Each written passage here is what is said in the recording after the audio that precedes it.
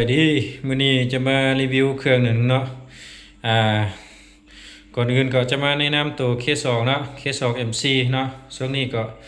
ตัวราคาแพงกว่าบ่มีแล้วเนาะสั่งได้แต่ K2 MC มาเลยเด้อเนาะไอ้น้องผู้ใดที่ว่าถ้ามันโดนแล้วเนาะแต่ก่อนก็บ่มีเนาะสั่งบ่ได้มาเนาะเดี๋ยวนี้ K2 สั่งได้มาสุดหนึ่งเนาะสั่งมาสุดหนึ่งตัวนี้ยังลืมประกอบใส่เนาะตัวห่างใส่มือนี่เนาะยังลืมประกอบใส่ตัวนี้จะเป็น K2 เนาะ K2 2026เนาะสังเกตเบิ่งเนาะ K2 เนาะวาล์วจะเป็นวาล์ว10,000 2026เนาะเลขจะเป็นเลข8แหวนเด้อตัวนี้นะเนาะเราจะเป็นเรา FX แล้วเนาะตามสื่อนี้เลยเนาะเรา FX เนาะแบบนี้เลยเนาะ50 เซนเนาะ8 แก้วเด้อจะมารีวิวคร่าวๆเลยเนาะตัวนี้จะเป็นทางอลูเนาะทางอลู 0.5 เนาะกล้องจะเป็นกล้องมาโครเด้อกล้องมาโครขนาดกล้องคือ3-9x40เนาะตัวนี้ไทยพับได้เนาะไทยพับได้เคส2ทางอลูกล้องมาโครยังแต่สุดนี้เนาะยังแต่สุดนี้ MC ก็ยังแต่สุดนี้เนาะใครที่อยากได้ก็ดูด่วนเนาะดูด่วนงามแห้งเนาะ MC สุดยิงก็วาล์วเซตพันคือกันเนาะจะเป็นวาล์วแบบในทั้งหมดเด้อวาล์วแบบนอกบ่มีเนาะใครที่สนใจอยากได้ก็สอบถามได้เนาะต่อมาจะเป็นตัว K2 เนาะตัวนี้จะเป็น K2 เนาะ K2 2026เด้อตัวนี้จะเป็นทางคาร์บอนกล้อง BSA เนาะตัวนี้เบิ่งสภาพหนึ่งงามแห้งเนาะงามแห้งมันจะเบากว่าเนาะตัวนี้มีไอคนหนึ่งเราจองแล้วนะเราจองแล้วแต่ว่าจัก50เนาะเราเอาบ่เอาเนาะเราก็บอกให้ประกอบเนาะประกอบได้ประมาณมื้ออื่นมื้อฮื้อที่ฝากให้เนาะส่งให้แต่ว่าเรายังบ่ได้จำเงินเถอะเนาะ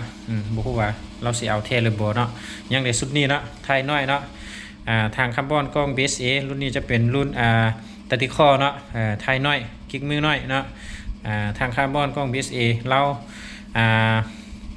GST และ FX เนาะจะมี2รุ่นเนาะตัวนี้จะเป็นยี่ห้อ Tactical สุดยิ่งจะเป็นสุดตรงเด้อสุดตัดต่อจะเป็นแบบนี้เนาะตัวนี้สุกใส่น็อตจับเนาะทางคาร์บอนกล้อง BSA คือกันเนาะยี่ห้อเก็บเสียงจะเป็นยี่ห้อเจมเทคเนาะเอาใครที่สนใจอยากได้รุ่นใดก็ถามได้เนาะซีรีวิวคร่าวๆให้เนาะช่วงนี้ก็บ่ค่อยมีเครื่องคือแต่ก่อนแล้วเนาะใครที่อยากได้แบบใดก็มีแต่ถ้าสั่งเอาเนาะสั่งเอาประมาณ2 มื้อ 3 มื้อก็ได้แล้วเนาะใครที่สนใจอยากได้ช่วงนี้บ่ว่าซี K2 MC Tactical ก็สามารถสอบถามได้เนาะเครื่องเขามีพร้อมส่งให้เนาะตัวนี้ราคาเนาะแจ้งราคาเลยตัวนี้ราคาอยู่ใน7 ล้านปลายเนาะ7 ล้าน 5นี่บ่เนาะ7 ล้าน 4 7 ล้าน 5นี่ตัวนี้ราคาอยู่ใน6 ล้านปลาย7 ล้านนี่เนาะเครื่องครบสุดแล้วเนาะ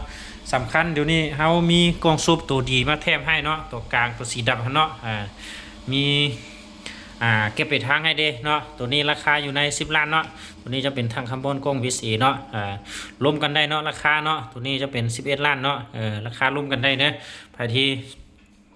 สนใจอยากได้ก็สามารถสอบถามได้เนาะราคารวมกันได้รุ่นได้อยู่เนาะเครื่องมีเก็บไปทางให้เนาะบ่ว่าลูกค้าอยู่ทางใดแขวงใดร่วมกันได้เนาะว่าซีฝากแบบใดเนาะค่าฝากนี่ต่างหากเนาะค่าฝากเป็นลูกค้าเป็นผู้จ่ายให้เด้อเนาะแจ้งละเอียดในนั้นเนาะ